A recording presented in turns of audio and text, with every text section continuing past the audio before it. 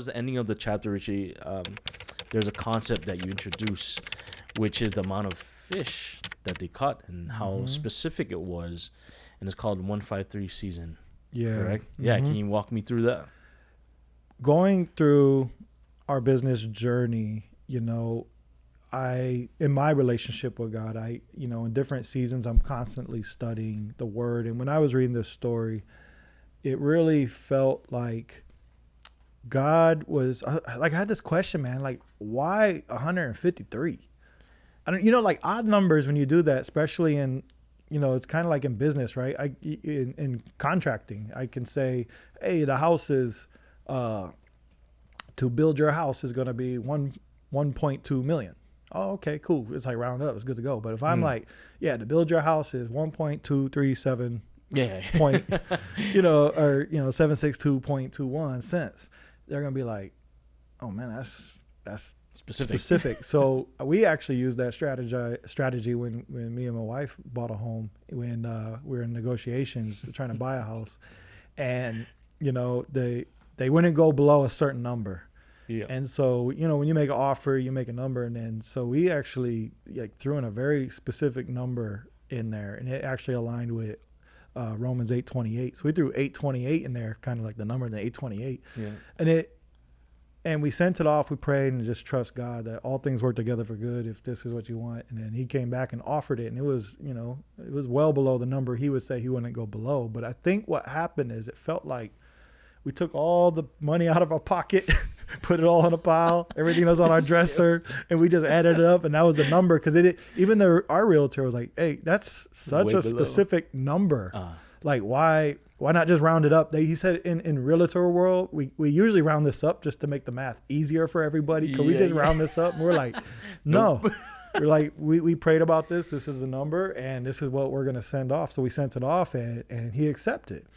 And the position behind that was like, number one, just trusting God and putting all those things. But why I shared that, it was just such a specific number. I think it spoke to him saying, like, we believe that he was like, man, I don't think they're going to come back with another offer. I think this was like all money on the table. And so he was like, we probably put him in a position where he felt like, I got to take this or not take it. And so he ended up taking it. So when I look at the fish, I feel the same way. It's like 153 fish.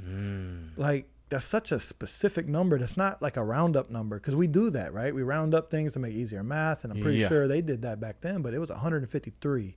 And I could just I always put myself in those positions where I was on the boat with Peter and all these guys, and then they pull the net up, and he jumps out, he chased Jesus, all this, and then the guys, they come out, they round up all the fish, and they're like pulling it back, and then here Jesus is, he's on shore, and then they're pulling, and they count all the fish, and it was like 153 recorded, boom. So that 153 is what I wanted to, it spoke to me saying that do all you can do, God will do the rest.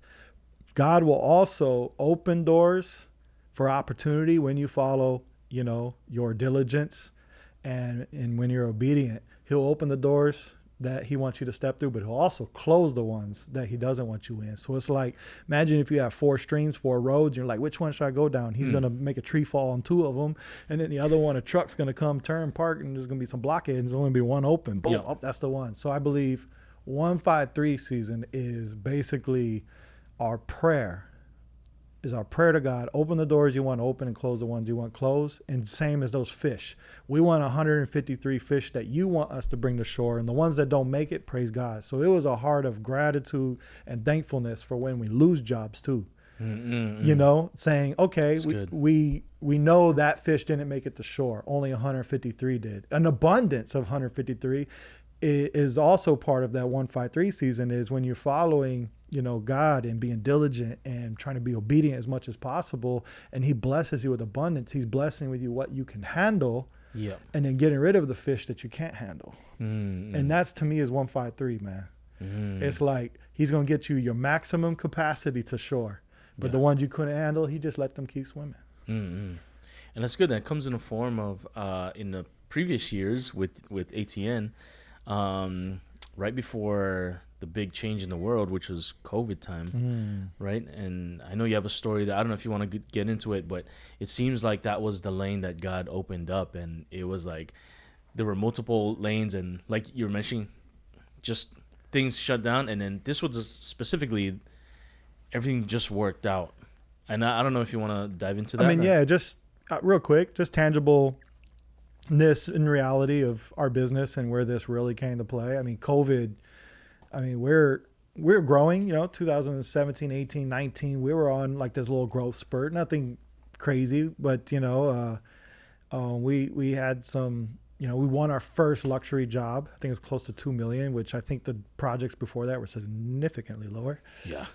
So, I mean, that was huge for us. So we were prepping and getting that one to get started. I think it just started. And then all of a sudden, man, I think we had maybe 30, 40 projects going on, a good amount of teams working with us and just things flowing. Then COVID happened. Everything shut down. Yeah. Now, me and Tiffany both, coming from 2 house fires, and I don't want to say poverty setting, but poverty setting, man, growing up in the sense of not third world country, but America poverty setting.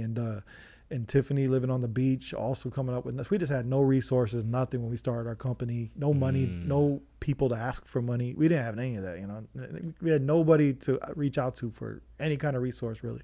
So everything was just from God or from us, just, trying to make it through. And so when everything shut down, man, we're almost like, everything we did was almost a gamble because the funds were always like right there and trying to grow and fun. So we were just paying ourselves just enough to get by, and everything that was even close to profitable would go back into the business to grow it to a point to where we wanted to get it and to be able to survive this luxury business. So it was just tight as it was, is what I'm trying to say.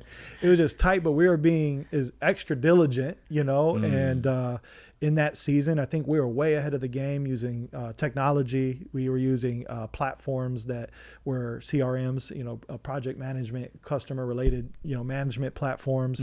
The architects we work with were digital blueprints, and this is 2019 now. So, we were already doing video calls. Yeah, and nobody was really doing video calls. We had to kind of teach them how to use it. And so we're using virtual reality for our design. So we were just one of those companies trying to be a little tech heavy in the front, knowing that this is where the future's going. We just didn't know it was coming so soon. Yeah. So when COVID happened, the whole world shut down. We all know this. But for me, it was like, oh my gosh, like every client of ours, I think we had 30 something projects, said we're not working. We can't do anything now. But I got my office to pay. I got all my manager. I'm just like, I can't afford this even a couple weeks. Like, this is crazy. Like, we're about to shut down. Like, and so we're just burning the fuel, trying to think. And then I felt like those fishermen, like on the boat, man, just not catching the thing, man. I was just like, we about to hang the nets, And so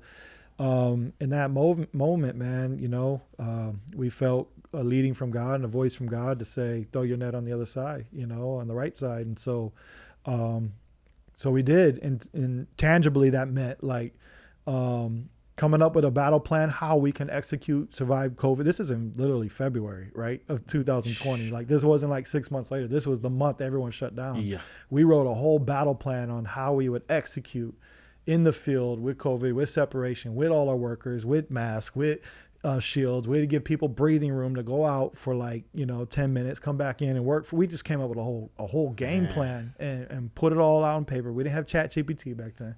We just put all this stuff out. Our managers, we had actually created this seating zone in our office where we could have meetings, and there was 6 feet separate. It was all this stuff before even the 6 feet separation thing was even out. We were just kind of how can we operate in this matter? And so we were doing research and learning oh, wait a minute, construction guys actually can work. They're considered, I forget the term was back then, but essential, I think it was. Yeah. And so we had put together memos for all our subcontractors who were just fear crazy of going out because, everything we're seeing on YouTube in China. Yeah. Man, those guys are dropping like flies. I ain't trying to catch no COVID, so we're all at this fear factor going.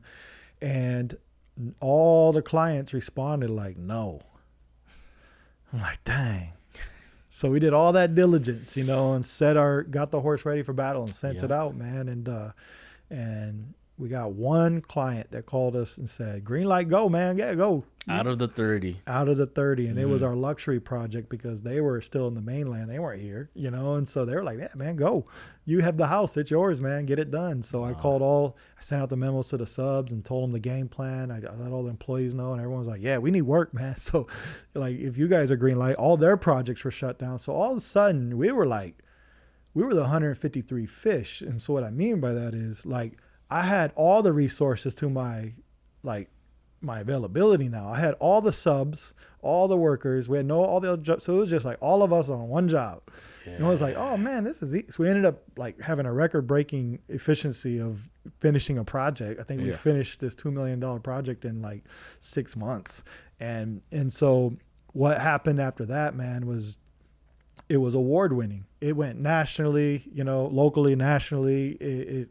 Everyone, it just hit the market. It was on the front of 2 magazine covers. It was just like boom, like, oh man, this was the 153 season, and this is what God had prepared, and this is where diligence met obedience, and just seeing God, you know, just go for it, throw it to the other side, and do something different, shift, make a pivot in your business right now, and that's what most businesses had to do. And if you're out there and you went through, you know, COVID and your business didn't survive, just trust there's a new season, you know, for you. And I'm pretty sure you're there now, you know, after all the seasons. So not to say that, you know, every storm, everyone's different, but for us, that's how it went down. Man, that's a crazy story because that's just a perfect example of diligence and obedience paired together. Because now I'm looking at it, it's like, because those awards and all of those, you know, accolades wouldn't have come unless you guys were prepared to take the role and to assume that role in that position that could tackle that job. Mm-hmm. And even the job in itself, that 1 out of 30, you know, clients that you guys had, and the one being the biggest amount. The one out of all of them that we needed to say yes was the one that said yes. And then for everything to line up with the homeowners not being there, which allowed you guys to go in the house and just what do you call it? Not or just being available, like not being distracted by anything, or you know, that's such a crazy blessing if you think about it. Yeah, it really was, because it's just so many things on that project alone. I mean, the location of it was on Primetime Highway, where we had our sign out, you know, permit was approved. We ordered everything right before COVID, so we had all the materials there. People saw it getting built as COVID was happening, so it was probably like watching a live construction movie, you know, like nothing else is happening, but look, man, they're building this sick home right here while I'm going to get coffee, you know. So it just like opened up so many doors for new clients, bigger projects. It just shotgunned us like to another level.